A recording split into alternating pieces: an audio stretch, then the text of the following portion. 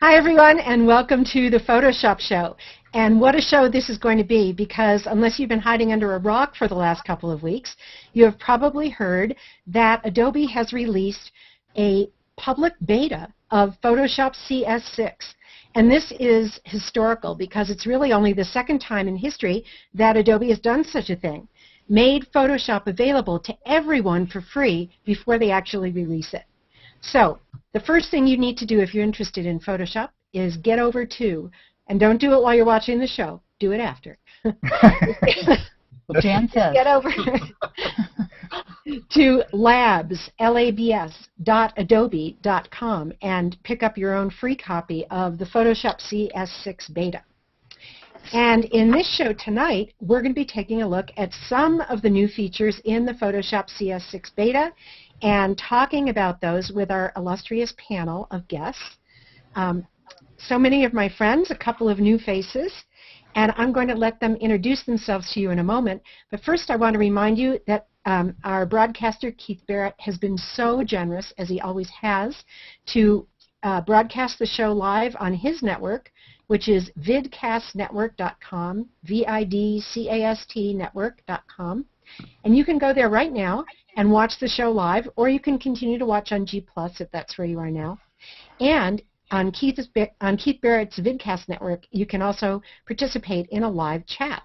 So we hope that you will at least go and tune in on the chat and see what everybody's saying and ask us questions. And my co-host, Ron Clifford, who's down there at the bottom on the far right. Hello, that's me.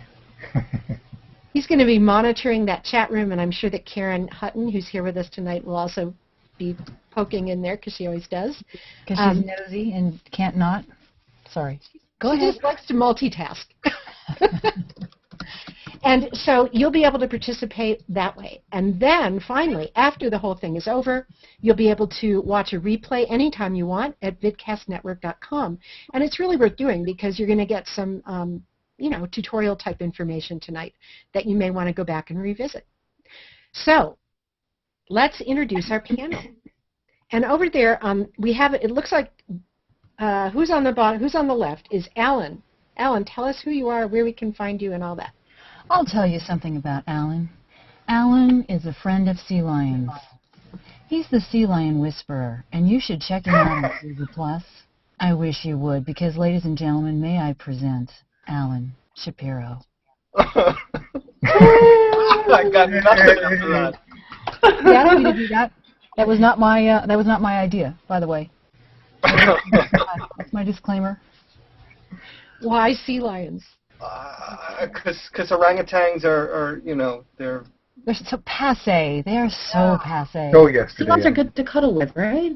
well, no, they're really good to cuddle with, but it's the whole personal grooming, the heat, and all that, and you can't talk them into Brazilians like you can sea lions, because. No, and if you go to Alan's stream today, you'll see the whole thing. You'll understand why I say this.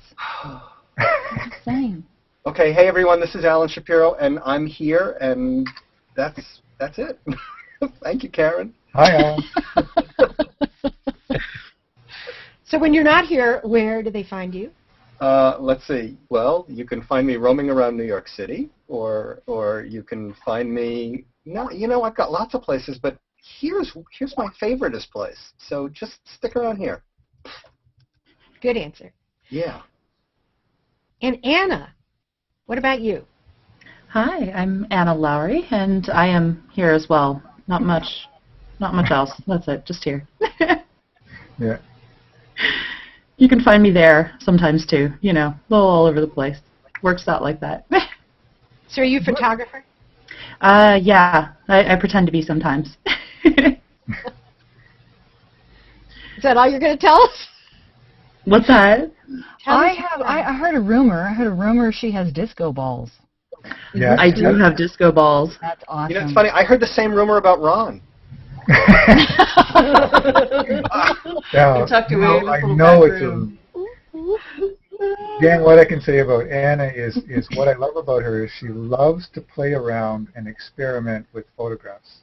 And that's why I thought she would be ideal for looking at the new features of Photoshop CS6. She already works with Lightroom. And My favorite she just kind of loves to really experiment. So My weird photos. Excellent. And what about you, Karen? Hi, I'm Karen Hutton. I'm obnoxious, and I also am a photographer and a voiceover professional. I do the voice for Stuck on Earth, the app, the fabulous app, and also MotionX GPS Drive for the iPhone and iPad. You can find me here on Google+. You can find my voiceovers at KarenHutton.com, my photography at lifeislightphotography.com. But mostly, Google+ is my home, because here I can harass everyone. And we can harass you, Karen. So. And I love that part the best. Thank you. Thank you for coming. And now, is this true? Wasn't even breathing hard. I'm sorry. I have Karen. Millions of fans are, so. That's right. You said it in the chat. Well, that's what I wanted to ask you. What is this? Millions of fans? Do you have over 1 million followers on G+ now? Is this true? I do, and I said that publicly. Yeah, I do have over a million. What does that mean? People, I said, what does that mean? I'm like, no idea. Don't even try. Alan has more. Kind of scary. Alan has more than me. Ask him. He knows everything. Alan has 1 million followers too? Yeah. Oh, God, yeah. All right, you guys, give me some of your followers. I want them. You know, it's funny. I was 1,000 more than I do. For April Fools, I was thinking I would like auction some off, Oh, yeah. but I didn't. I really didn't know how that would go over, so I pulled back. I was Any like, particular ones that you were going to auction off? yeah. Yeah. Yeah, there's a crew. They know who they are. They, you know, they're, I think auction the account off and start over. Some of us I'm are really in priceless. It simply cannot be sold or bought. I'm in awe. Well, I hope all 1 million are watching us right now. I'm sure they are. Keith Barrett would know, because he knows everything. Right, Keith? Well, all 5 of my followers would agree with you. Oh, Keith. Tell us a bit about yourself, Keith. I'm Keith Barrett. I'm an avatar animatronic character living in Google Plus Hangouts, and I can be found on vidcastnetwork.com and keithbarrett.com. And I'm an amateur point-and-shoot photographer right now, hoping to change that in the near future. Great. Ooh, how are you going to change that? What are you going to do? By buying a camera. But then after you buy the camera, Keith, you have to learn what? Photoshop! Photoshop. Oh, That's right. Photoshop. Naturally. Camera would be a good start. I'm just Take the saying. lens And, cap off. and I'm a member of lynda.com, so I can go listen to all these That's nice. oh, That's yeah. excellent.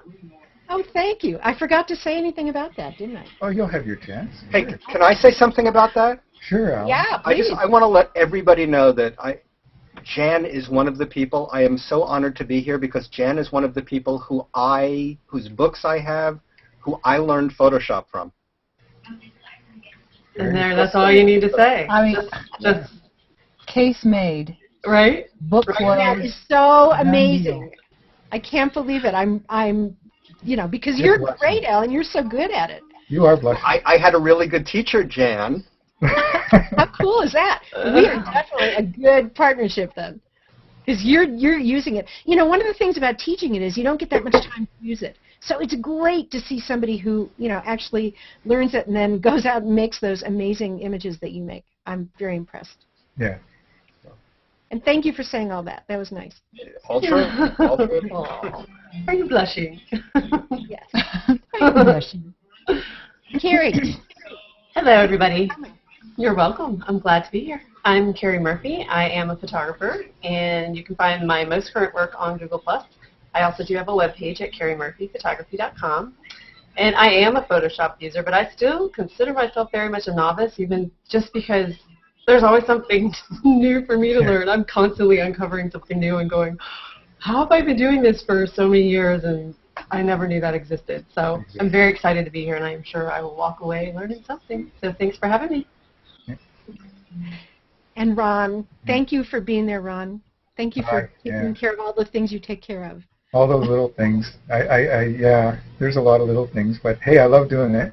My name is Ron Clifford. I'm a photographer. I'm a Photoshop and Lightroom user. I'm probably more adept at Lightroom than I am at Photoshop, but over the last couple of years, I've really been honing my skills more in Photoshop. I find it to be a very powerful and creative program. One of the things I've been doing in the last several months is using Photoshop very artistically in a lot of my landscape work. And I like it as an artistic tool. It's amazing. You can find me here on G+, and at ronclifford.com. And what's that behind you that says 1? That is the Google Plus One book for charity. Yeah, page 141 if you're wondering where I am. 13. That's great. Are some of the rest of you in that too? Yeah, You are. I think Kerry is, Yep. and Karen is. Yeah. Are you in that, Alan? I missed it. I don't know how I missed it because it was everywhere, but I missed it. Gotta come out under that rock even. What page are you on, Kerry? That's terrible. I don't even know. It's like 97, I want to say. Yeah. Memorize that? You are. I have it right over here. I can page through it. I'll let you know. Give me 5 minutes. Okay. But I think, before we go on, I got to say that I think that for me, that the Plus One book, the culmination of it coming to be a reality, represents what Google is to me. It's all about community. It's about being, about sharing, about supporting good causes. And yeah, so if you don't have a Plus One book, go get one. Great. And I suppose I should just say a little about who I am, because I just assume people know who I am out there, and of course that's not true. So I'm Jan Kabili, and I've been teaching Photoshop since I met Linda Weinman in 1990, I think it was 1998 or 9. And before that I was a lawyer, if you can believe that. And I was one of those people that just was so lucky to be able to do a whole new career. And I love Photoshop, not just Photoshop, but I love photo editing in general. I like taking pictures, but what I do afterwards, to me, is really the art part. I was fortunate to go to graduate school in photography, and I always felt that way then too, but in those days, we didn't really have much to work with. You know, we had Photoshop, but gosh, it didn't even have layers then.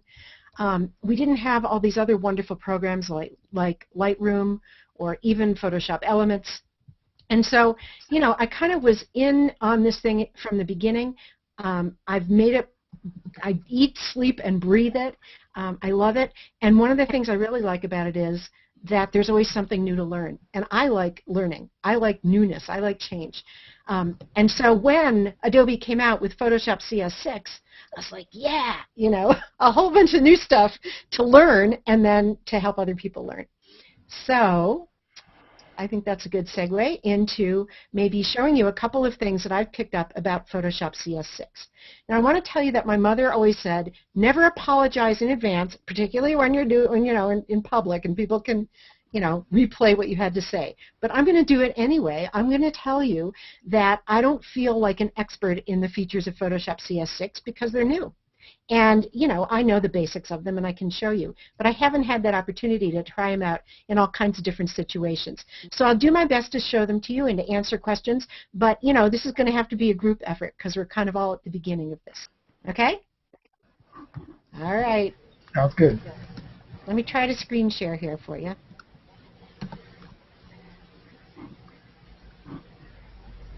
And I hope you guys are going to ask questions as we go, so it's not just like one person talking all the time. What's it doing? Nothing. We see Ron. Oh, you just have to fix the application. There you go. You're shared again. It's good now? Okay. Yep. All right. Oh, I'm seeing Photoshop now. Do you see it? Yeah. Yes. I'm seeing an elephant. Great big elephant? Okay, so here we are, Photoshop CS6. As I said at the beginning of the show, you can get your free copy of it now. It's in public beta, and it's available from Adobe, labs, labs.adobe.com for anyone to download. And what does public beta mean? That the program isn't fully baked yet. So if you do download it, I'm sure you're going to run into things that don't work perfectly yet. If that happens, just remember that's on purpose. The reason that Adobe is putting it out there isn't just to make us all happy. It's so that we'll help them to find, the things that maybe aren't working exactly correctly, or things that need a little bit of help to get where they need to be. And you'll find instructions on that labs.adobe.com site about how you can inform Adobe if you do find any bugs. So that's what it is. That's where it is. Now, what is different about it?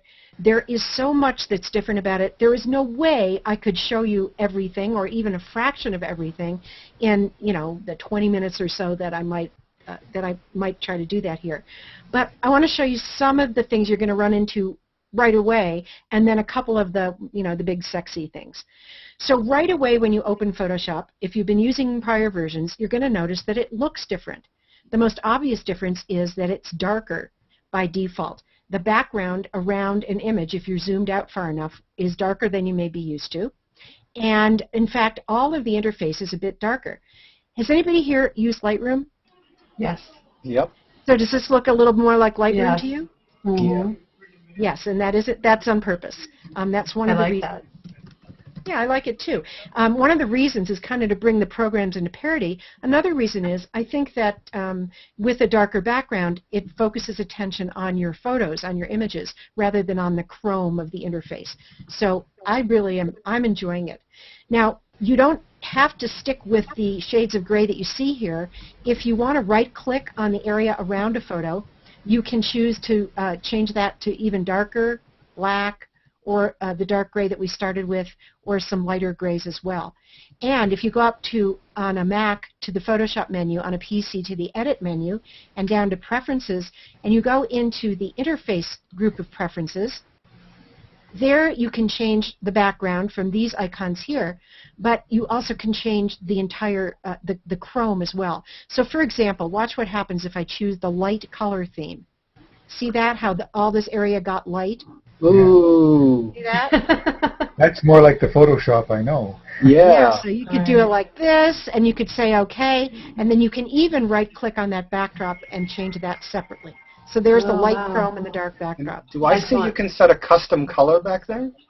Exactly. You can custom color it. In fact, if you right-click on that background and select custom color, you could have a red one. God knows why, or a pink one. I was going to say, what color would you want, Alan? I'm curious. Hot pink. What color do you want? To match my pen. Sea lion brown. Brown. How do you get brown? There we go. Brown. There you go. That's what I'm saying. That makes me hungry. Okay, so I'm going to take it back because I just like to I like to keep my copy kind of the way that everybody who's learning it has theirs, so that we're all on the same page. So there. I always try to reset everything back to its defaults. Okay, so now that is part of the interface changes, but there are other changes as well. Adobe went through the program and changed like billions of cursors and labels and all of these little pieces and parts that over the years had built up, and they weren't all they didn't have a consistent style to them. So if you look at it now, it really looks better. All of the labels match. The tool icons are easier to use, like, let's see, if I were to get, what's a good example? How about the lasso tool? Notice it has this little arrow on it now. In the old days, I never knew where the lasso was going to start drawing the selection. It would start from the tip of the little lasso, and that was dumb. So I like it better now. It starts drawing from the arrow. See that? The tip of the arrow. And remember, I'm not sure how it's going to perform, but often we won't see the special icons for tools in a Hangout. So if you don't... That's right. I don't know if that will show up or not. So I do see your arrow, and I see the marching ants starting right from the tip of your arrow there.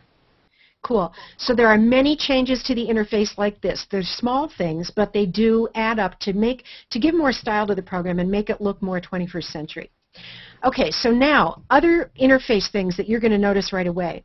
If I come down to the adjustments panel, same as we had before for adding photographic adjustments like brightness and contrast and levels and curves, and I click on an adjustment, say an easy one, brightness contrast. As before, I get a new brightness contrast adjustment layer that hovers over the image layer. In this case, it's called the background layer. But look here's something new. there is a Properties panel here. And so now the controls for every adjustment layer are going to show up in this Properties panel. So we don't get, remember in the last version the Adjustments panel changed and became the controls? That's It awesome. doesn't work that way anymore. I like that. Yeah, I like it too. And now if I add another adjustment layer, like a Curves adjustment layer, then the Properties panel will change to show that. And let's say I make a Curves adjustment by dragging the curve up to lighten the image. Now if I go down into the Layers panel, as before, this adjustment layer has a mask on it, and I can paint on the mask to hide part of the image from that adjustment. Yeah. So just to show you quickly, if I get the brush tool, switch to black paint, make my brush bigger, and I want to hide the bottom left corner of the image from the brightness adjustment. So now I have black on that layer mask. I did all of that because I want to show you something new about the Properties panel. And that is, if you click on this icon for masks on the Properties panel, now the Properties panel, which is context sensitive, changes one more time. Now it's showing controls for that mask rather than the controls for the actual whatever we were working on, in this case the curves. Wow. So there are lots of different things you can do, and the Properties panel is where to go to find options for whatever you're working on at the moment. Make sense? Mm-hmm. Yeah. So here with the masks, for example, if I wanted to make that mask less dense, I could drag to the left, and that would allow some of my curves adjustment to come through, as opposed to having the density slider over to the right, in which case that area would be completely protected from that curves adjustment. Mm. Now, I know that was a lot, and I'm not trying to get you to understand curves here. I just wanted you to see that the Properties panel is context sensitive and will change to show you different things depending on what you're doing. And they're using sliders more than they have before, like a lot of the other softwares are, which is interesting. Well, that's interesting you say that, Karen, because in the last version of Photoshop, there actually was a separate panel called the Masks panel, which had these sliders in it, but people didn't find it. Mm-hmm. So you didn't even know. You're like, oh, it's neat that they have the sliders. They had them, but, you know, one problem in Photoshop has always been this: you can't discover stuff unless someone tells you. Mm-hmm. So, you know, now the place to look for this level of control is the Properties panel, depending on what you're doing in the Layers panel. Make sense? Mm-hmm. Yep. Okay, so that's a little about the interface. There's a lot more to tell you, but I want to get to some of the really sexy new stuff. Oh, yeah. So I'm going to revert. Calm Cue the down. porn music. Here we go. Yeah. All right, so Karen has a show on Google Plus, and Kerry and some other people too who aren't with us tonight, called, what is it called? Life Through the Lens. Life Through the Lens, and Ron is on that show. Yeah. And Ron, I that's knew right. light from this show, it's true, yeah. And Anna's been a guest, I think, haven't you, Anna, on that show? Not yet. No, not on that. She will be, though. I have not. And Alan has been a guest. I And have. on the reason I bring that up, not just to plug it, but because I Dan wanted has been a guest. It's an incestuous community, isn't it? It's true. We just keep going round and round.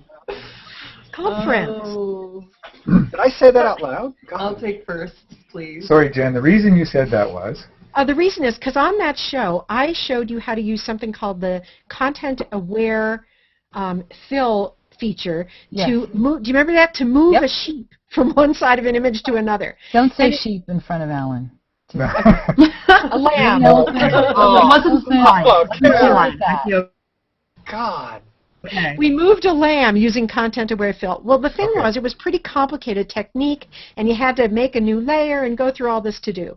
Well, you no longer have to do that. There are more additional content-aware tools in Photoshop CS6, and some of those are used to help you remove items, but you can go beyond just removing items. You also can move items, and you can extend items. So let me show you that. There is this new tool right here in the toolbar called the Content Aware tool. Do you see it here right beneath the eyedropper and above the brush tool? Before I use that tool to move this elephant to another part of the image, I'm going to make a selection around the elephant. And the selection doesn't have to be fancy. It can just be a real broad, rough selection. So you can use any selection tool. The easiest one to use is the lasso tool, which is a free-form drawing tool. So I'm just going to get that tool, and then I can look at my pointed arrow and I can see where it's going to draw my selection, and I'm just going to quickly draw a selection around the elephant. And I don't even have to be careful, because this ability to move the elephant will work even if you have a real rough selection. Now, the trick to the whole procedure is you need to include some of the surrounding area in your selection, and you can see that I've done that here.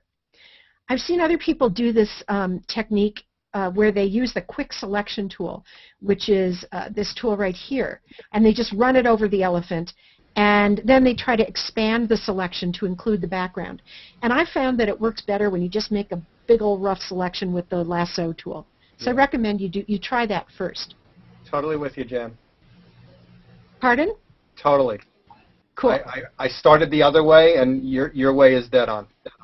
It just works better. I don't know why. Yeah. Now, if, let's say I'm going to move the elephant, but I don't want to move the road down here, just like as I could always do with a selection tool, I can subtract from the selection by going up to the options bar for this particular tool, and there I can find the subtract from selection icon, get that, and then I'll come in and I'll just subtract a little bit from the edge here, because I don't want to take the road. You can also hit Alt-Option and do it. Hold down on a Mac keyboard, the Alt-Option button. That's absolutely true. Yeah, it might be Control on a PC. I'm not sure. No, it isn't. It's Alt on a PC, Option on a Mac, and when you do that, that changes your regular selection tools. Like, oh, there, I blew my selection. Just a minute. Let me get that. That's my fault. I know it is. No, it's not. My fault for doing 20 things at once. But I'll tell you something. When I'm teaching people, I don't like to use shortcuts. I think I've said that before, because I need them to see what I'm doing, particularly beginners. So if you are a little more advanced, go ahead and use the shortcut that Karen suggested to switch a selection tool to subtract from selection. Okay, so now we're ready to go. We have a rough selection around the elephant. I want to remove him from where he is and put him over here. Notice I only have one layer in the Layers panel. There's no trick of layers here. So I'm going to get my new tool, the Content Aware Move tool, which is hidden behind the Spot Healing Brush tool. It's right here. It looks like two X's with arrows on them. And I'm going to go up to the Options bar for that tool. And if you're a beginner, just to remind you that the controls for any tool are always located at the top of the screen in the Options bar, which is context sensitive and changes depending what tool you have. And here, I'll go to the Mode menu, and I'll make sure it's set to Move. And then I'm going to go to this menu that says Adaptation, and I'm going to set that to Medium to start. And you'll see in a minute how that will change the results. So I usually start with Medium. If I don't like the result, I'll choose one of the other options here. Now, I'm going to go into the, I only have one layer here, so I don't need to bother checking Sample All Layers. If I had multiple layers with different portions of this image, I would check Sample All Layers so that the tool would take all the content of all the layers into account. All right, now I'll go inside my selection anywhere, click, hold, and drag Mr. Elephant over to the right. And you can see that the old version of the elephant is still there. But as soon as I release my mouse, Photoshop begins removing the old elephant, filling in the place where he was with matching background, and moving him over to the right, and blending him in with the background. Can you believe it? I mean, that's excellent. So now we can all do something about the elephant in the room. Very good. Very good. Okay, so now look, this is not perfect, and I'm glad that it didn't work perfectly. Sometimes it does, because I want you to see the kinds of things that you're going to run into as you work with this and how you can maybe fix it on your own images. It's just horrible. Look at it. Well, it's not, because look at his trunk. Yeah. Cut off part of his trunk. See that? Or not trunk. What is that? Tusk. Tusk. His tusk. And, you know, other times I've done it, it messed up his feet. And so what do you do in that case when it doesn't work perfectly, when the copy or the new elephant looks a little bit distorted or he doesn't come all the way over? That is when I leave my selection active. I don't have to undo or start again or anything. Just leave that selection active and go up to that Adaptation menu and choose one of these other choices. Now, because I made a real kind of big, rough, loose selection, I'm going to go and change from the medium adaptation to very loose adaptation. The best I can, if I had to describe what adaptation does, and you see how it changed? Mm-hmm. It just shifted a bit, and we got a little bit different result. It changes the way that the new image is adapting to its new background. That's the best way I can put it. Now, in this case, it didn't do a perfect job. We still don't have all of the guy's trunk. So, we could try and see maybe going the other way with very strict adaptation and see if that helps us. I've noticed with the very loose adaptation that sometimes the elephant looks fatter than he really is. He gets distorted. I don't know. That's bad. Should go the other way. Maybe the elephant is bigger. So if it's me, I would if it were a picture of me, I would right? Very loose. But look here. Now, in this case, very strict brought back the rest of his tusk. Why? God knows. But it worked. And that's all you need to know is just experiment. It's kind of like blend modes. You don't need to know every last detail about the underlying formula, and it works differently on every image. You have to experiment. Okay, good. So that is moving the elephant. Now that I'm done with that, I would deselect, Command or Control D, or if you're a beginner, you go to the Select menu and you choose Deselect, and then you can go back and you can fix the area where he came from if that doesn't look perfect. So here I might do some work with the Clone Stamp tool or the Healing Brush tool, because I think the sky looks a little futzy over there. But other times when I've tried it with the same image, the sky looked fine. And down here... Can I ask you a question before you do that? Please. I'll be honest here, I don't even have CS5 yet. So I'm not sure how this works, but so when you use Content Aware, it does not create another layer, or you just chose not to do that? It does not. That's a great question. And the beauty of this tool is that, no, it does not create another layer. In the old day, with Content Aware Fill, you could do this trick, but you had to have a separate layer. Now you don't. Is there a reason you wouldn't want a second layer?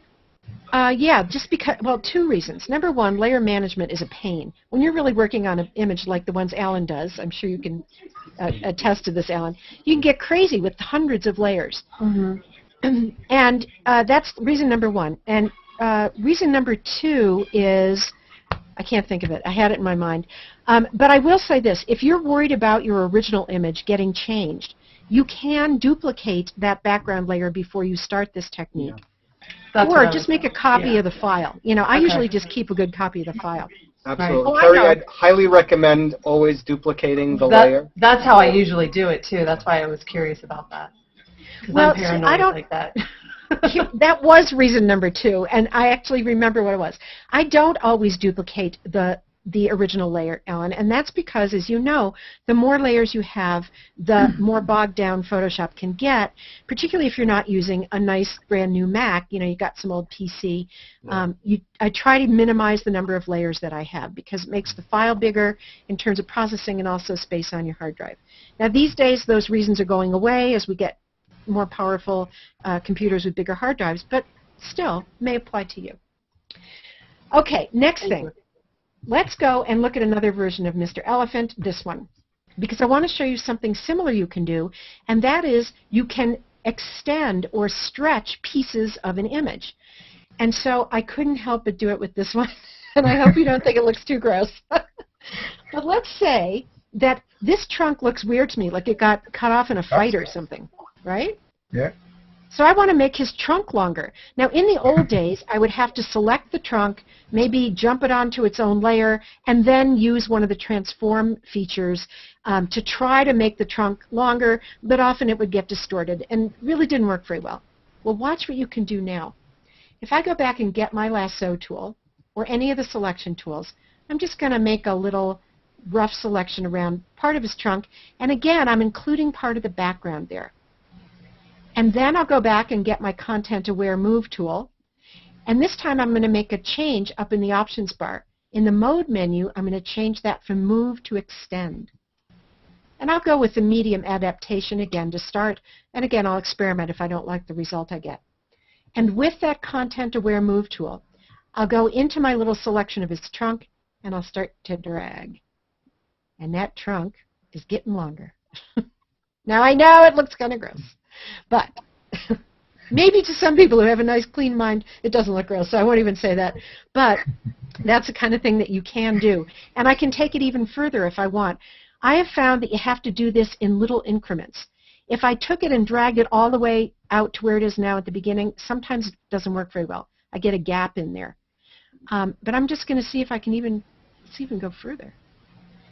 Good. We'll stop there. Damn. You could always curve it with the transform tool, couldn't you? Yeah, you can use absolutely Clip It More. Right.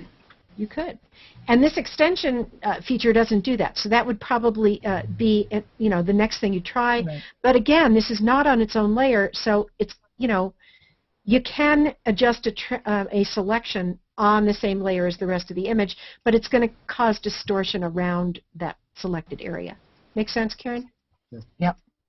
Okay, so now you I'll could do something deselect. with Puppet Warp right now, Jen, like really make his tusk do a loop-de-loop, right? Beautiful. Spiral. Beautiful. That is a great idea, Alan. I didn't think of it, and you are right. So Puppet Warp is a feature from the last version of Photoshop, and yes, you could use that. I'm not going to do it right now because it's not a new feature. Maybe Alan will show us something about Puppet Warp if you... I have heard, Jan, though, that the engine that drives Puppet Warp and Liquify has really been improved and is a lot speedier now. Much better, much easier to work with, quicker. Yep. That's really cool. Well, I'll tell you, I don't know what Puppet Warp would do here, and here's why I say it. I tried doing this extend thing first, and then I tried moving the elephant with his extended trunk, and it kind of broke the extension. Yeah, that might happen. It shouldn't theoretically, but it did. So I don't know if Puppet Warp would grab it or not. You'd have to try. Okay, how are we doing on time here? We're not doing too great on time, so I think I'm going to stop now, and I want to see what Ron has to show us. There are hundreds more features to show, but we'll just go with that for now. Sound good? Yeah. Okay. So let me That's fine, and then we'll have time for questions. I'm sure we'll have some time for questions at the end about different things, but what I was going to show, and the reason I'm doing it is because I'm not a video expert. I wanted to see how easy putting together a 30-second video really was in the new Photoshop CS6, because when you watch characters like Russell Brown or Julian Cost or even yourself do this, they've practiced, they've got a thing down, and then in 30 seconds or less, they've made something that Cecil B. DeMille would be proud of. But I wanted to see in real terms how that would work out, and as a DSLR user, my camera has video, and I never use it. I had all the best intentions, but I don't use it. I don't have software that really works well with it, and I wasn't really interested in seeking that out. But having seen these features on some of the websites about the new updates, I thought I'd give this a go and then put something together for the show. So let me start that. Let me get this screen shared one. So while you're doing that, if you don't mind my butting in, Yeah, go ahead. in Photoshop CS5, there were video editing features, but only in the extended version of Photoshop, which costs more. And a lot of people, just kept stuck with the standard. So for all those users, they haven't yet had the capability to edit video in Photoshop. Now in Photoshop CS6, everybody who buys Photoshop gets the video features. It's not just in extended. It's in the standard version. Yeah. Okay. So is everyone seeing my screen? Yep. I have Photoshop up. So I'm going to walk you through it, and I'm not going to be particular about trying to get every little thing I do explained, because I don't want it to be a really in-depth tutorial. I want to try and run through putting together a 30-second video with a mixed clips between still and video, and a title at the beginning and a credit at the end. And so I'm just going to open up. I shot pictures of this American bittern, and he was really cool, and he was doing this really crazy thing because he was a juvenile as a defense mechanism, and I wanted to show a bit of the video that I took while he was doing that. So I've started here, and if you look at the top right, this is where the old workspaces were along the top. It's now a drop-down menu, and one of those choices is motion. That's where we are now, and it opens a dialog below the image. I'm going to click on Create Video Timeline, and what that does is open up a typical video editing workspace. There's a slider, a very important slider down here that lets us increase it from working one frame by frame or right down to just working with a few seconds. And that's how I'm going to work with most of this, is just by seconds, and I'll just shorten this up. I can change the length just by dragging. So I just grab the end, and I'm just going to turn this down to somewhere around 4 seconds. But I had mentioned I wanted to put text at the beginning, so in order to prepare for that, I'm just going to put a black layer there. And so I'm just going to click over on our layers palette at the bottom. There's a little icon for a new layer. I'm going to click that. It opens a new layer, unfortunately in the wrong spot, but I can just drag it and drop it where I want it, right there. And I can reduce its length. I want that to be somewhere around 2 seconds. And so now what I've done is created a blank layer and then an image. On the blank layer, I'd like my background to be black. So to do that, I'm going to hover my little scrubby slider over top of what I want to work on, choose my color, which will be black, and I've chosen it from the color palette selection down here in the left corner. I'm going to get my paint bucket and just fill that with black. And I'm just going to leave that for now and move on. I'd like to add another image. To add more images, I go to this little film strip here, I right-click on that, and add media, and it'll open up my box again. And I'm going to add another photo, this time a different angle. And so what it's done is put that there, and I'll drag my scrubby slider, and that's the photo it's added to the video that I'm making. I'm going to drag this and make it about the same length as the other one, about 4 seconds, and stop it there. Now what I have is 3 frames in my video that last about 9 seconds. If I play it, you'll see it happen in pretty much real time, happening here. What I want you to notice with this is along the right-hand side where our layers are normally, they are still there. What we have down here is representative of those. If I change the layer on the right-hand side, it changes the highlighted layer on my film strip down here. And vice versa, if I click on the images, it changes in my layers. So they are completely connected. So we're basically working with layers in Photoshop, which I thought was great because I know how to do that. What I did find was that it was a bit jumpy between transitions. Just a quick jump there. See that? What they have is drag and drop crossfades. And I thought, oh, great. So I'll just drag and drop a crossfade on there, drag and drop a crossfade on there. And now what happens is it fades to the next image, just like that. This is so cool because it's exactly how Premiere Elements and Premiere Pro works. Yeah, and so I can just drag the length of those. I can change how long those fades are and do that. So I'm happy with that. I'm going to quickly move on and drop in some video of this character doing some clucking. That's all I can explain is it's clucking. So I could go back here where we had the Add Media button, but there's one other spot I can do the same thing, and it's the plus button right over on the right-hand side. It opens the same dialog, and I'm going to choose an AVI file and load it. There it is. And I'm going to slide over and, oh, what do you know, it's smaller than the other files. By default, your video is the size of the first file you open. This file is smaller, but because it works with the same tools that our photos work with, even though this is a video, and I'll show you it moves as I go along this thing called a scrubby slider. What I can do with this is I can transform this using a free transform or whatever, by using either Control-T or going up to Edit and Free Transform. It's going to want me to convert it to a Smart Object layer, so I'm going to convert that. And then I have these, I don't know with the resolution if you can see the little points that I can pull from. Yeah, we can see. If I hold the corner and the Shift key, I can drag it. It will maintain its aspect ratio, fill the frame, I'll press Enter, and now it's committed. So now my video is the same size as my photos, just like that. That's freaking cool. Oh, amazing. But wait, there's more. Wait, you'll love this. What I noticed as soon as I dropped it was it's dark. It's a bit underexposed, and it's not well saturated. So as long as I have it highlighted in my layers, I can go to my adjustments, click an adjustment layer, increase my brightness. I could also pick my saturation and hue because I see, for instance, that the hue is a little redder on the photos than it is on my video. So I'm just going to drag that over to warm it up just a bit. And just increase the saturation just a bit. Now I'm happier with my video. And that has affected the entire video. Just like that. What I want to do, though, here now, is when I look at the beginning of this video in slow motion, it's a bit jittery at first. Even the wobbly, do you see the wobbly? Yeah. Yeah.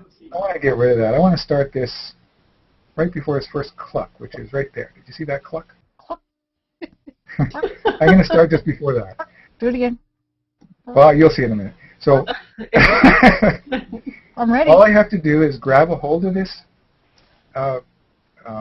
layer, track, and slide it, and it will automatically clip it and reposition it for me and start right where I wanted it, just like that. I'm going to do the very same thing at the end. I'm going to take a little bit off the end because I want to have its head up when I stop, just like that. And now I have my whole video section inserted right there.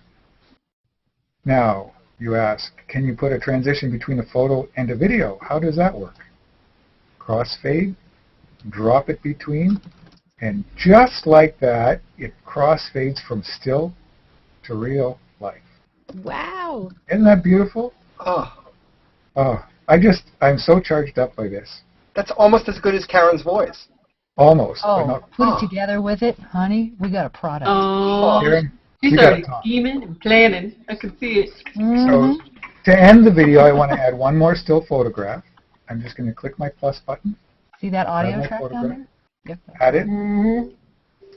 I'm going to take this slider and compress my whole view a little bit so that I can see more of everything. There. And so how long is that? About 5 seconds. I think I'll leave it there. I'm going to drop a transition there. Crossfade there. We know what that does. And I'm just going to shorten that crossfade up a bit.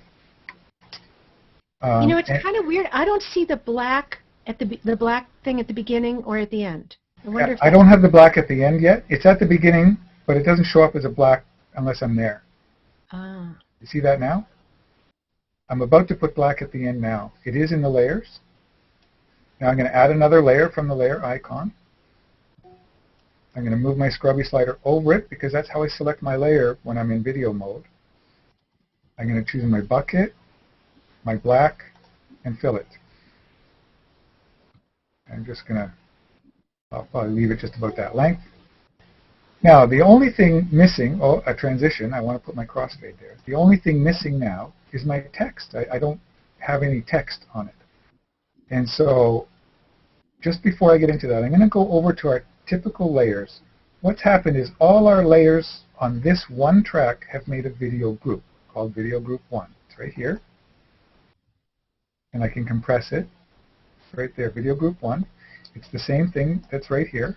They're both exactly the same. I'm going to create a new video group, which will create a layer on top of that, so I can add text that we'll be able to see right over top of my video.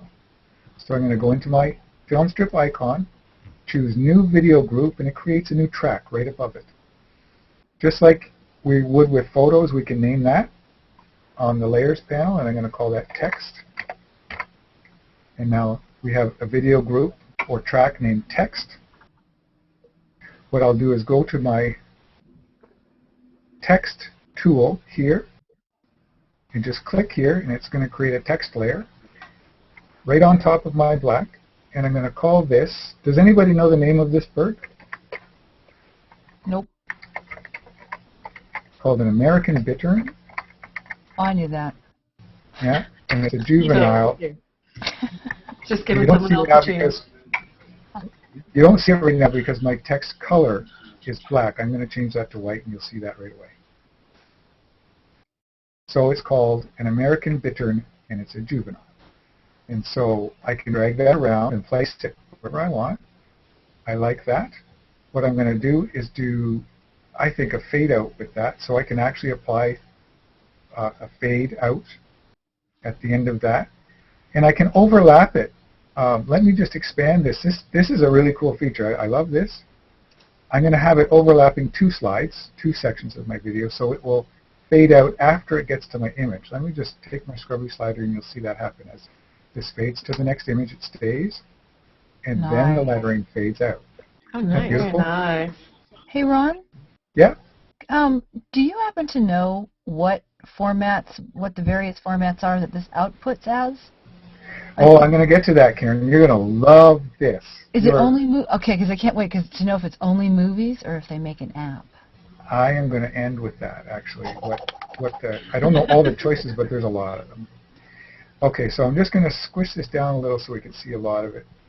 To make it easier for me to work at the end of this, I'm just going to put in another layer beside that that's blank. And the only reason this layer is here is to help me keep around where I want to start my next text layer. So I'm going to create another layer right beside it. This is another text layer I'm going to put my credit on. I'll grab my scrubby slider and bring it all the way over here on that layer so that it's the one we're working on. It's highlighted. The scrubby slider is there. My text is highlighted. I can click here and say a movie and because I'm in Canada, I have to be bilingual. There. And that doesn't mean a fish. That's French for finished. Yeah. Just before I finish this off, I'm going to click on my transitions. I'm going to fade that out to black, shorten up the space, and maybe I'll fade in as well. I can fade in or out depending on where I drop it. So I'm going to fade in and out with my lettering. Now I'm just going to show you what I have right now. We're just going to move this ahead a little bit. I'm less than 30 seconds on my video, but here's what we have. We're coming from the moving video. We're going to fade to the still video. Oh, I'm going to add one more feature. Watch this. I don't want it to be still. I want my still to move. So I'm going to click pan and zoom and the angle. And now my still moves as well. See that? Mm-hmm. Nice. Sweet. And so as a final little touch, I've set aside a little sound clip. I've loaded it way too long. Okay? And that bottom green part is for audio tracks. And it is there by default. I just added an audio track. It's an MP3. It's way too long. I only need 27 seconds, and it's 260. How do we solve that? We highlight my track. We take the scissors, and we just cut it. We highlight the piece we don't need, and we delete it. We can change the volume of our audio track, and we can fade in or out with the sound. And I want a bit of a fade out, a fade out of, say, 3 seconds, just so it doesn't end abruptly. So 3 seconds. And there we have it. Want to see what the video looks like? Yeah.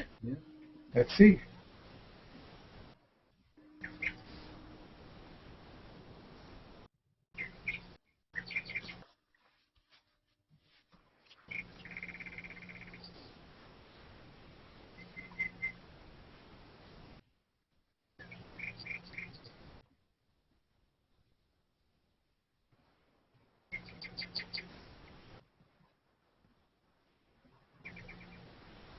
Ta-da! Yay! Now the video isn't playing quite at full speed because it's not converted yet, and so the video is a lot smoother than the finished product. Now, Karen, to your question, now that I've done all this, what do I do with it? Well, I can go to File, and I can go to Export, and Render Video. It's going to load a box. It's going to take just a second because I have closed and reopened Photoshop. While it's doing that, I wanted to ask, I didn't hear the music. Does it not play during... Bird sound. It was bird sound. Sorry, it was birds. Oh, I thought it was music. Sorry. I did hear the bird sounds. Yeah, it was the bird sounds. And it's playing over top of the sounds that Song of nature. 200 minutes of bird sounds. Yeah. Yeah, whatever. So what we have here is a dialog for export. You can name it, select the folder, create subfolders. You can choose Photoshop image sequence or Adobe Media Encoder. I've heard the new encoder is just phenomenal and very fast. You can choose the format between 3 right now in this, but it's this one that I love. In the preset, look at this. High, low, medium, Android, Apple, HD, NT Sync, Vimeo, YouTube, you name it, every current thing is here to save it into the format you want. So you choose your format and you fill out all the rest of it. Like I could change the document size from what it is currently to smaller, or maybe bigger, I haven't tried it. But it's all there for people who are more experienced, and then you just click render and there you have it. Cool. Very cool. That's awesome. And so I don't know how long that took, but that's a 30-second video with sound, with still, with video, with transitions, with layers and text in probably less than 15 minutes. Ron, that is great. That was fantastic. Thank you so much. Ron, do you know if you can, you know how in Photoshop you can take a layer and you know, use like Topaz or, I don't know, just some other plug-in? Somebody asked this in the chat. Can you do that in video mode as well if you want to alter a layer? I don't have the answer to that. I know that the tools, and I'm not sure about all of them, but many of the tools you use on your photographs, including, and I've tried it, Gaussian blur, all the sharpening tools, different overlays, masking, all those things work on live video files. And so I don't know the answer specifically to whether you can use a plugin, but I do know that most of what I've played with works as far as adjustment layers, masks, and tools on video. Where do we Is go? Brian Matias out there? We can ask him if he's out there. I'm not sure if he would know that. He might. To your knowledge, what was I going to ask you? Oh, would have changed your life. Can't think. Oh well. It was a really good question, and well, we'll come Karen, back to to answer that question, what changed my life? Well, it was you. Your voice, Karen. Your voice did it. Oh, yeah. Your voice is going to change the world here. Jan? Yes. Are you going to talk about like the new Camera Raw interface and the new crop tool? And I would love to, but it's 8:07. Who's in charge of the time here tonight? Ron, what are we doing in time? Or Keith? Well, we're over, but we started late, and Keith can let us know whether we can go over. Well, you're 3 minutes from an hour. If you want to go over, we can go for another 25 minutes. I'd love to. Why, Alan, do you want to show any of those things? Or would you like me to? No, go ahead. I just, I think things like, for those people who aren't familiar with Lightroom, knowing that, and, as someone who is, the interface has gotten so much more intuitive. So go for it. Okay, I agree. Let me screen share again. Do you have to unscreen? Are we I ready have to go? unscreen shared. And I agree, Alan, if there was a word that I could use for the new interface in Photoshop, it's intuitive. Yeah. More so than it's ever been. Because Right. that's one complaint that I had learning it, was it's not an intuitive interface. Right. What I think is going to be interesting is, Photoshop, its big name to claim is out. Claimed, is that the right order? Name to claim has been layers, Right. and now like On1 software is giving away perfect layers and doing some other things where I think some of these plugin companies are going to start trying to be more competitive with Photoshop with their standalone plugins. And so this whole thing, now that I see what Photoshop is doing, is going to be very interesting because from what I'm seeing, Photoshop is borrowing a lot of the features and the interface from these other companies. So I think a battle is about to ensue. That's my opinion. Right. Which can only benefit us, really. So. It benefits us. Anytime there's healthy competition, we get the benefit. Yep. Can you guys see my screen, by the way? Yes, we do. Yes. All right. Well, that's interesting to hear you say that, Karen. I think a good thing for consumers is that as the programs begin to be more the same, it's easier to expand your skills. Like, I can easily learn Elements in Lightroom because I know Photoshop, that kind of thing. Right. It's not so different anymore. I know what I was going to ask you guys. Maybe you know this, Jan. Okay, so this is a beta version, and they want our feedback, right? Yes. So how do we give our feedback? Because I've already got feedback. Well, if you I want to know who I got to tell my feedback to because I got some.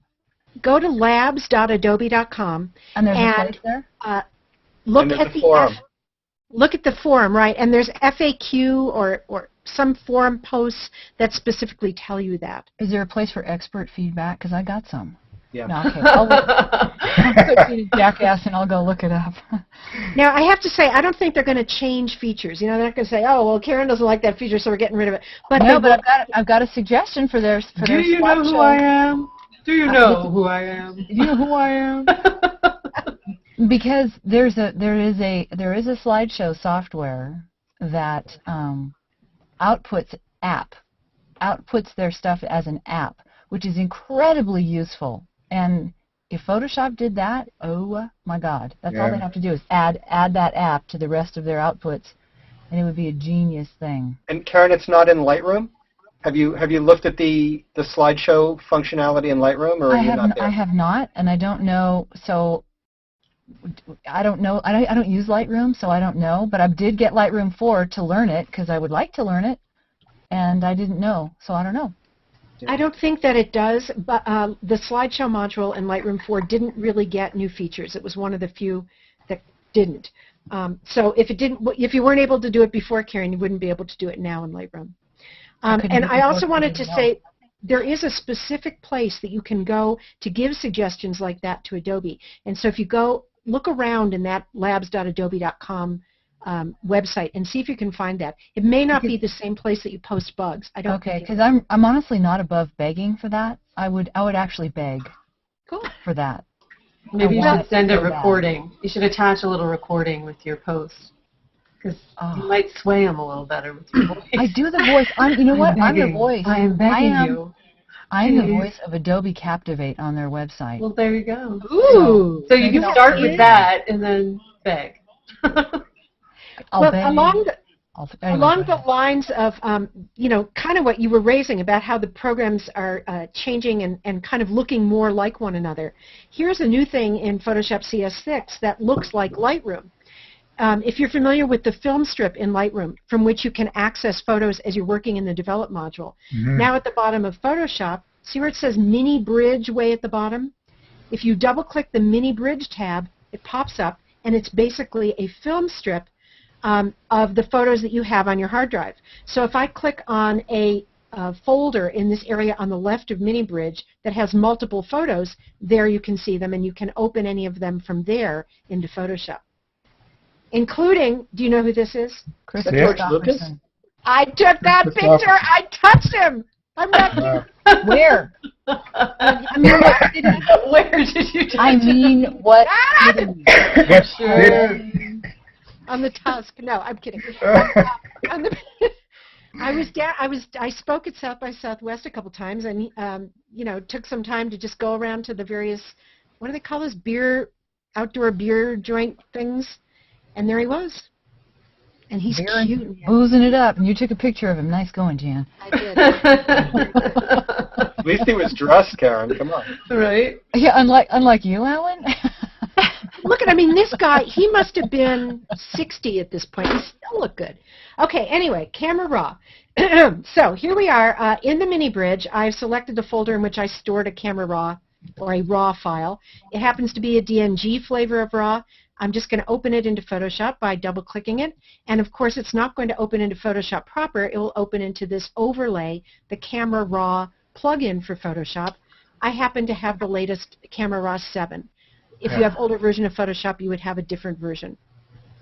Okay, so Camera Raw is now, pardon? No, you're probably going to say it anyway, so I would just be repeating what you're saying, but the new Camera Raw 7 brings in the same features that we talked about that Lightroom had improved upon, right? Absolutely so. And if you look over at the basic panel of Camera Raw, if you're at all familiar with the basic panel in Lightroom 4, you'll see the same sliders there in the same order. They all do the same thing. I love this because you don't have to learn the two programs. They just make sense and work together. So, for example, if I want to change the overall white balance, I can drag the temperature slider, warming up the whole thing or cooling down the whole thing. I'll come down here, and if I want to brighten the entire photo, I would take the exposure slider and drag it to the right, just like in Lightroom. If I wanted to increase or decrease contrast, I would use the contrast slider. I'm just going to leave it on this photo. There are two new sliders here, the highlights and shadow sliders, which are the same as in Lightroom 4.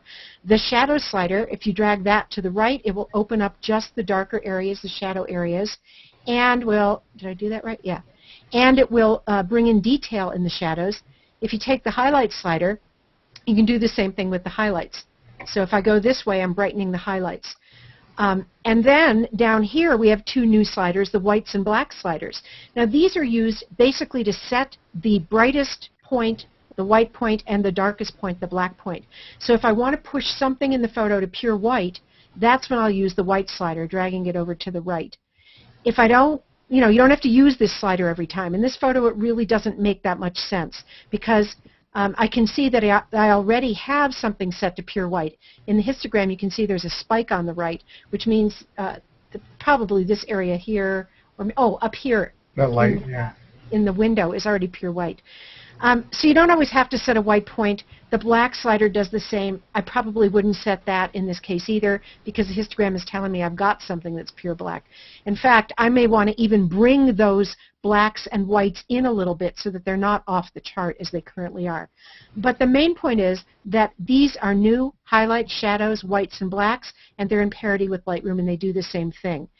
In the old days, you used to work differently in Camera Raw. You would use the old exposure slider to both brighten the entire image and set the white point. You don't do this anymore. Exposure slider works a bit differently now. It is primarily for just brightening and darkening the overall photo. It works primarily on the midtones.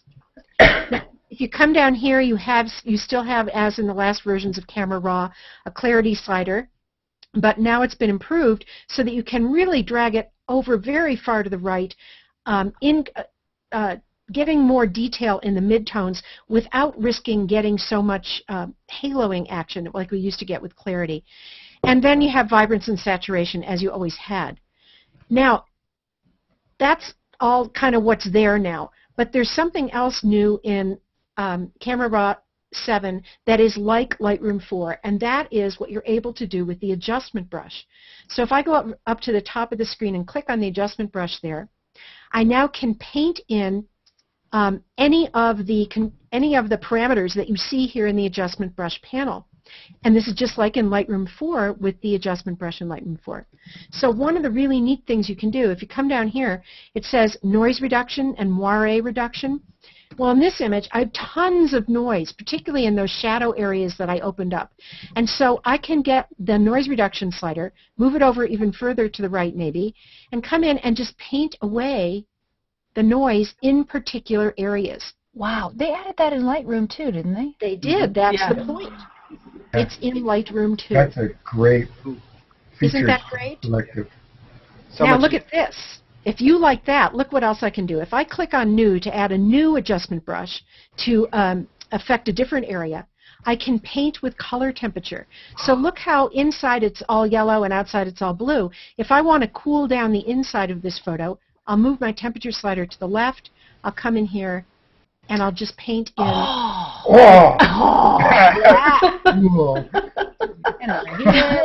Awesome. Karen is kvelling. You know what kvelling is? Kvelling? Well, I do, but... Tell me. Do it. Do a demo there, Alan Shapiro.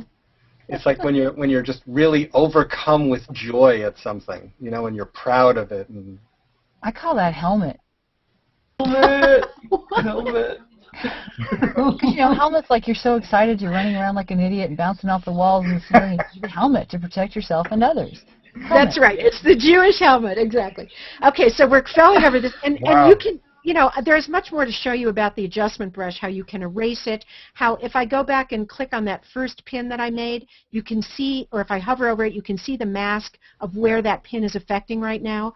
But if I leave Add selected, I can now, what was I doing with that one? I was painting away noise. So if I come in here and I can paint away the noise in the sky using that same brush.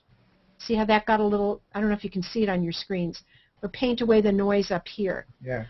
And if I go back and get that other pin, which I was using to change the color temperature, I can change the color temperature over here as well.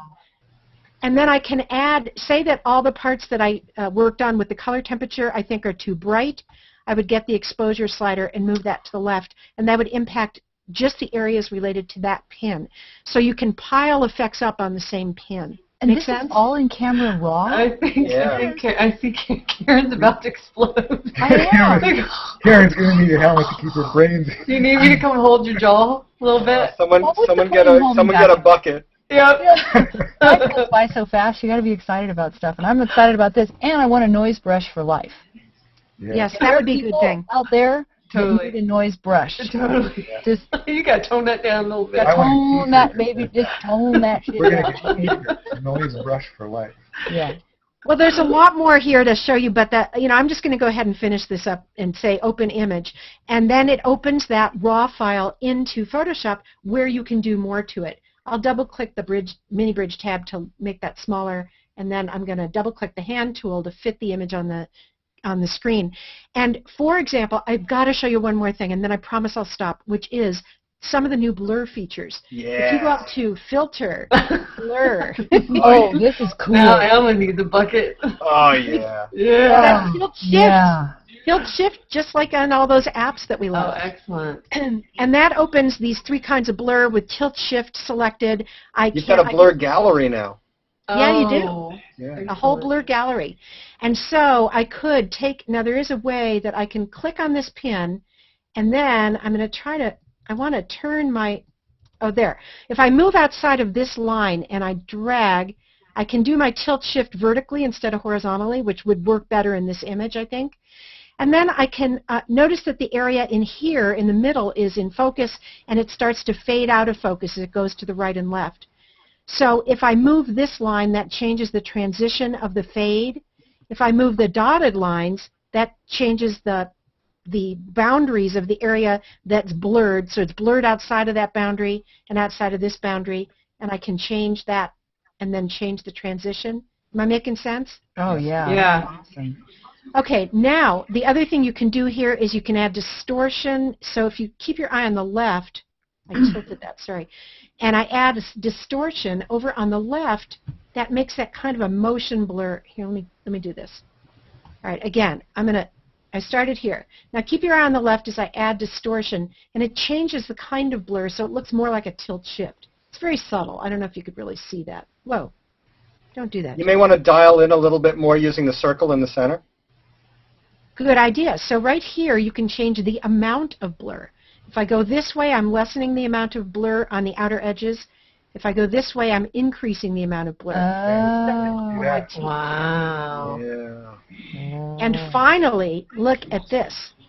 Bokeh. How do you say it? Bokeh or Bokeh. bokeh? Okay. Bokeh. We all say both. So Bokeh. let me undo the tilt shift so you can see the bokeh better. And I'm going to come up here and get rid of the tilt shift by removing that tilt shift pin. Now here with bokeh, maybe I have to have some tilt shift or it won't work. All right, here with bokeh, I increase the amount of the bokeh. I increase the color of the bokeh, and nothing is happening. Why? Because you don't have anything blurred out. Right. You have to have more blur. Blurred out Need to a lot more blur. Yeah. I'm increasing the blur. Let me change where the blur is. See, this is what happens when you don't prepare for your demos. Yeah, it always happens. All right, just a minute. Let me move. Should I move that down, do you think, or up? I'm not sure. I don't know why we're not getting the level of blur that we had before. I don't either know. Changed. All right, forget it. We're not going to do that.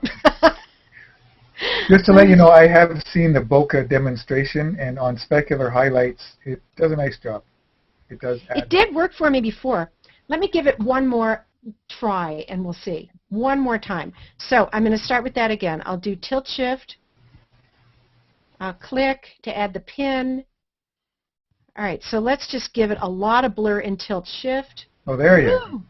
And now it's still, let me see, if we increase the amount, there we go. There you go. There we go. So as I increase the light bokeh slider, I'm increasing the intensity of the bokeh effect. That looks kind of dumb. Here, wait a minute. We need less blur on the tilt shift. There we go. There we go. Okay. So we have more light bokeh over there in the windows on the top left. See that? Uh-huh. And here I can change the color. I can make the color of the bokeh more or less saturated, but those windows are white, so we're not going to see too much there. And finally, let me move this down a little. I like what it's done to the track. Yeah, it's doing it in the track too. So it's okay. And here you can change the range of shade or of tones that are getting affected by the bokeh. So if I drag that to the right, it's only going to be the brightest tones. If I drag the black slider to the left, it'll be more areas. Now this is a crummy looking example, but I think you get the idea, and you can certainly make something beautiful, right, Alan? Yeah, absolutely. Just got to play with them. Play with them, and you'll figure it out. You do. And when you're all done, you say, okay. And then it analyzes and finishes things up for you. Now, there are other kinds of blur that you can use to change the depth of field, so that really is great. So you can fake a shallow depth of field using the two other kinds of blur, which are iris blur and field blur. We'll have to get into those in some other show, or maybe in the after show. Okay, I am done with that, and I'm going to go back. That's awesome. And when you go back, just one question. Can you save that effect as a layer so that you can brush in and out the areas you want and don't want? Ah, let me see. Oh, Yes, excellent if you. question. Yes. Yes. Here's the thing, though. Save it. Ron, if you were going to do that, you would have to start by duplicating that background. Right, and Work then on you add a that. mask. Duplicate the layer. Okay, excellent. I got you. Right, and then you'd add a mask to the second layer. Yeah, because that way you could turn it up to get that really nice effect in some of the foreground highlights, blow out the background, and then brush it back out later. Mm-hmm. That's right, and that would be a smarter way to work because, as Anna suggested at the beginning, you know, these are destructive effects. In other words, they happen right on the photo. They're not floating above like an adjustment layer. So it would be smart to make a duplicate in this case. Yeah. Okay, back to. So now, how are we doing on time, Keith? Do we have to stop? I think for the main. Sorry, I was going to say for the main show, we've really covered quite a bit, and if we cover any more, it's going to get a little overwhelming. I agree, and we have many more weeks to go, and many more experts who will come in and make good examples for us. So cool. So I think we'll probably say goodbye on our main show, unless anybody has anything they want to add. Kerry, well, maybe? I'd like to add that we have a show in this same time slot next week, Life Through the Lens, with Jay and Verena Patel, 6 p.m. Pacific, 9 p.m. Eastern, here on the Vidcast Network. Well, I'm going to tune in for that. Anybody have anything? Keith has a show, too. Ooh, what's that, Keith? Every Wednesday before Thomas Hawk's show, I'm doing a tech and social media and geek show. And when is that? What time? That's Wednesdays, 9 Eastern. 6 Pacific. So tomorrow. Yeah. Yeah. And both those shows, Life Through the Lens and Keith's Tech and, what did you call it, Tech and Media Show? It's called Tech Plus. Tech Is Plus. the name of the show. Yeah. You can see both those on Vidcast Network, right? Right. Yeah. As well as Photo Karma coming up on the 15th. We would have had it on Easter Sunday, but not going to do that. No. Cool. Photo Karma? What time and day? Photo Karma is Sunday at 9 o'clock, right, Keith? Yes. I'll have to check the actual date, but that's the correct time. Yeah. There are so many great shows now. It's like I have to be on here every single night enjoying what you guys are doing. Oh, this is the new television, baby. This is where it's happening. It's in your living room.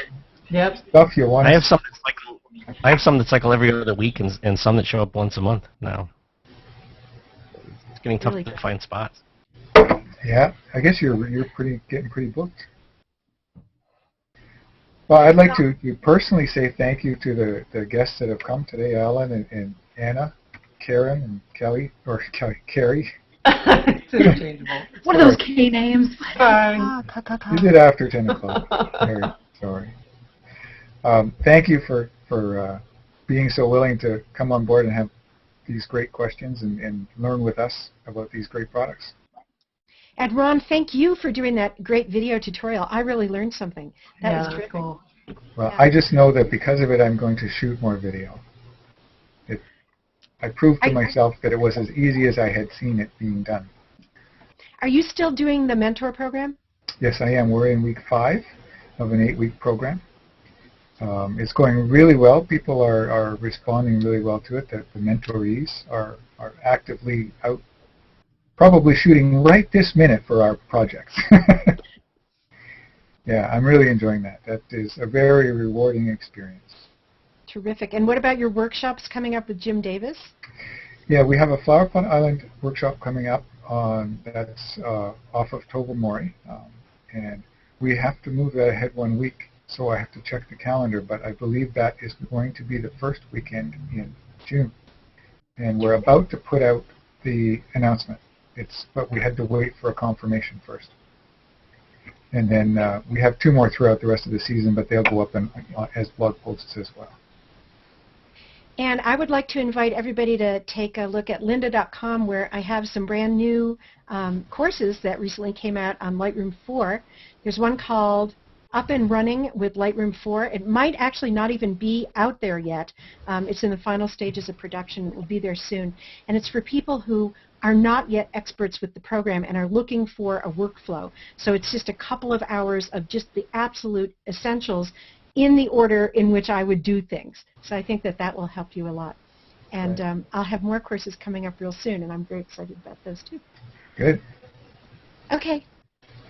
Well, thanks everyone, and we're going to switch over to the after show. People in the chat, you can hang out and chat with us. That's great. And thank you for coming to the chat, everybody. Appreciate that too. Bye. Thank you. Bye. See ya. Bye. Bye.